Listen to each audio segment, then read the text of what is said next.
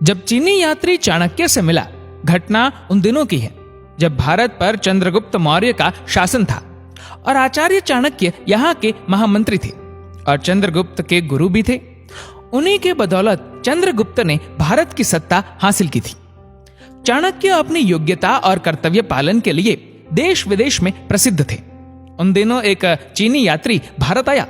यहाँ घूमता फिरता जब वह पाटलिपुत्र पहुंचा तो उसकी इच्छा चाणक्य से मिलने की हुई। उनसे मिले बिना उसे अपनी भारत यात्रा अधूरी महसूस हुई। पाटलिपुत्र उन दिनों मौर्य वंश की राजधानी थी। वहीं चाणक्य और सम्राट चंद्रगुप्त मौर्य भी रहते थे, लेकिन उनके रहने का पता उस यात्री को नहीं था। लिहाजा पाटलिपुत्र में सुबह घूमता फिरता वह गंगा किनारे पहुंचा। यहां उसने एक वृद्ध को देखा जो स्नान करके अब अपनी धोती धो रहा था। वह सांवले रंग का साधारण व्यक्ति लग रहा था, लेकिन उसके चेहरे पर गंभीरता थी। उसके लौटने की प्रतीक्षा में यात्री एक तरफ खड़ा हो गया। वृद्ध ने धोती धोकर अपने घड़े में पानी भरा और वहां से चल दिया।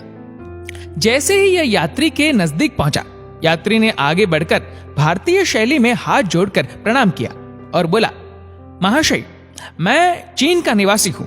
भारत में काफी घुमा हूं। यहाँ के महामंत्री आचार्य चाणक्य के दर्शन करना चाहता हूं। क्या आप मुझे उनसे मिलने का पता बता पाएंगे? वृद्ध ने यात्री का प्रणाम स्वीकार किया और आशीर्वाद दिया। फिर उस पर एक नजर डालते हुए बोला, अतिथि की सहायता करके मुझे प्रसन्नता होगी। आप कृपया मेरे साथ चले। फिर आगे आगे वह वृद्ध और पीछे पीछे वह यात्री चल दिए।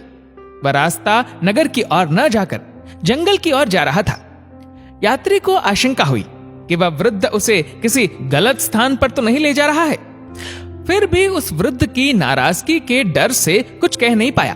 वृद्ध के चेहरे पर गंभीरता और तेज था कि चीनी यात्री उसके सामने खुद को बहुत छोटा महसूस कर रहा था। उसे इस बात की भली भांति जानकारी थी कि भारत में अतिथियों के साथ अच्छा व्यवहार किया जाता है और संपूर्ण भारत में चाणक्य और सम्राट चंद्रगुप्त का इतना दबदबा था कि कोई अपराध करने की हिम्मत नहीं कर सकता था।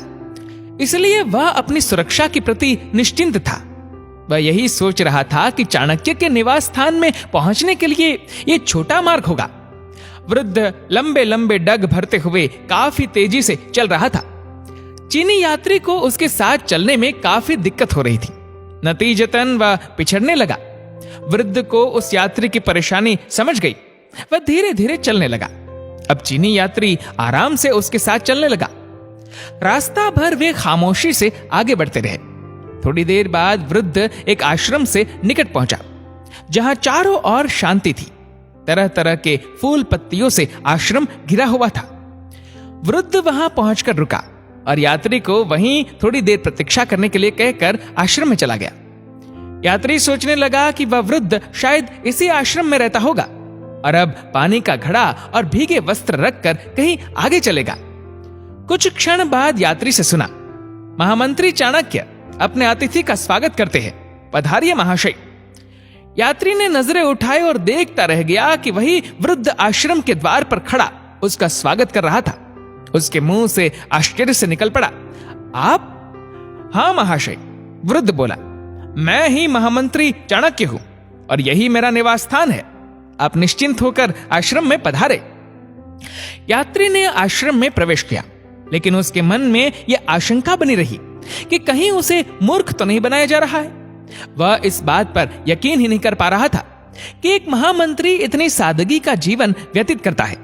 नदी पर अकेले ही पैदल स्नान के लिए जाना, वहां से स्वयं ही अपने वस्त्र धोना, घड़ा भरकर लाना और बस्ती से दूर आश्रम में रहना, यह सब चाणक्य जैसे विश्व प्रसिद्ध व्यक्ति की ही दिनचर्या है। उसने आश्रम में इधर उधर देखा। साधारण किस्म का सामान था। एक कोने में उपलों का ढेर लगा हुआ था। वस्त्र सुखाने के लिए बांस टंगा हुआ था। दूसरी तरफ मसाला पीसने के लिए सील बट्टा रखा हुआ था। कहीं कोई राजसी ठाट बाट नहीं था। चाणक्य ने यात्री को अपनी कुटिया में ले जाकर आदर सहित आसन पर बिठाया और स्वयं उसके सामने दूसरे आसन पर बैठ गए। यात्री के चेहरे पर बिखरे हुए भाव समझते हुए चाणक्य बोले, महाशय, शायद आप विश्वास नहीं कर पा रहे हैं कि इस विशाल राज्य का महामंत्री मैं ही हूं तथा ये आश्रम ही महामंत्री का मूल निवास स्थान है। विश्वास कीजिए, ये दोनों ही बातें सच है। शायद आप भूल रहे हैं कि आप भारत में हैं, जहां कर्तव्य पालन को महत्व दिया जा रहा है, ऊपरी आडंबर को नहीं। यदि आपको राजसी ठाट बाट देखना है तो आप सम्राट के निवास स्थान पर पधारे। राज्य का स्वामी और उसका प्रतीक सम्राट होता है, महामंत्री नहीं। चाणक्य की बातें सुनकर चीनी यात्री को खुद पर बहुत लज्जा आई कि उसने व्यर्थ ही चाणक्य और उनके निवास स्थान के बारे में शंका की। इत्तेफाक से उसी समय वहां सम्राट चंद्रगुप्त अपने कुछ कर्मचारियों के साथ आ गई। उन्होंने अपने गुरु के पैर छुए और कहा, गुरुदेव, राजकार्य के संबंध में आपसे कुछ सलाह लेनी थी, इसलिए उपस्थित हुआ हूं। इस पर चाणक्य ने आशीर्वाद देते हुए कहा, उस संबंध में हम फिर कभी बात कर लेंगे। अभी तो तुम हमारे अतिथि से मिलो। ये चीनी यात्री है, इन्हें तुम अपने राजमहल ले जाओ, इनका भली भांति स्वागत करो और फिर संध्या को भोजन के बाद इन्हें मेरे पास ले आना, तब इनसे बातें करेंगे। सम्राट चंद्रगुप्त आचार्य को प्रणाम करके यात्री को अपने साथ लेकर लौट गए। संध्या को चाणक्य किसी राजकीय विषय पर चिंतन करते हुए कुछ लिखने में व्यस्त थे। सामने ही दीपक जल रहा था। चीनी यात्री ने चाणक्य को प्रणाम किया और एक और पीछे आसन पर बैठ गया। चाणक्य ने अपनी लेखन सामग्री एक और रख दी और दीपक बुझाकर दूसरा दीपक जला दिया। इसके बाद चीनी यात्री को संबोधित करते हुए बोले, महाशय, हमारे देश में आप काफी घूमे फिरे हैं, कैसा लगा आपको यह देश?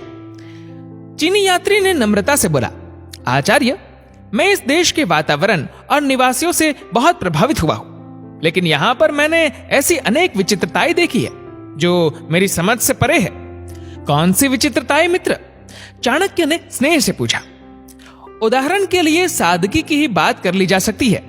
इतने बड़े राज्य के महामंत्री का जीवन इतनी सादगी भरा होगा, इसकी तो कल्पना भी हम विदेशी नहीं कर सकते। कहकर चीनी यात्री ने अपनी बात आगे बढ़ाई। अभी अभी एक और विचित्रता मैंने देखी है आचार्य, आज्ञा हो तो कहूं। अवश्य कहो मित्र, आपका संकेत कौन सी विचित्रता की ओर है? अभी अभी मैं जब आया तो आप एक दीपक की रोशनी में काम कर रहे थे। मेरे आने के बाद उस दीपक को बुझाकर दूसरा दीपक जला दिया। मुझे तो दोनों दीपक एक समान लग रहे हैं। फिर एक को बुझाकर दूसरे को जलाने का रहस्य मुझे समझ नहीं आया। आचार्य चाणक्य मंद मंद मुस्कुराकर बोले, इसमें ना तो कोई रहस्य है और ना विचित्रता। इन दो दीपकों में से एक राजकोष का तेल है और दूसरे में मेरे अपने परिश्रम से खरीदा गया तेल।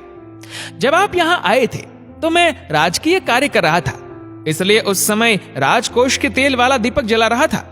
इस समय मैं आपसे व्यक्तिगत बातें कर रहा हूं, इसलिए राजकोष के तेल वाला दीपक जलना उचित और न्याय संगत नहीं है। लिहाज मैंने वो वाला दीपक बुझाकर अपनी आमनी वाला दीपक जला दिया। चाणक्य की बात सुनकर यात्री दंग रह गया और बोला, धन्य हो आचार्य, भारत की प्रगति और उसके विश्व गुरु बनने का रहस्य अब मुझे समझ में आ गया है। जब तक यहाँ के लोगों का चरित्र इतना ही उन्नत और महान बना रहेगा, उस देश की तरक्की को संसार की कोई भी शक्ति नहीं रोक सकेगी। इस देश की यात्रा करके और आप जैसे महात्मा से मिलकर मैं खुद को गौरवशाली महसूस कर रहा हूं। दोस्तों, आपके इस वीडियो के बारे में क्या राय है, नीचे कमेंट करके जरूर बताएगा। और अगर आपको ये वीडियो अच्छा लगा हो तो इस वीडियो को लाइक करेगा, शेयर करेगा ज्यादा से ज्यादा लोगों तक। और ऐसे ही और भी इंस्पिरेशनल वीडियोस के लिए सब्सक्राइब करें हमारे यूट्यूब चैनल को और फेसबुक पर फॉलो करें हमारे पेज को। धन्यवाद।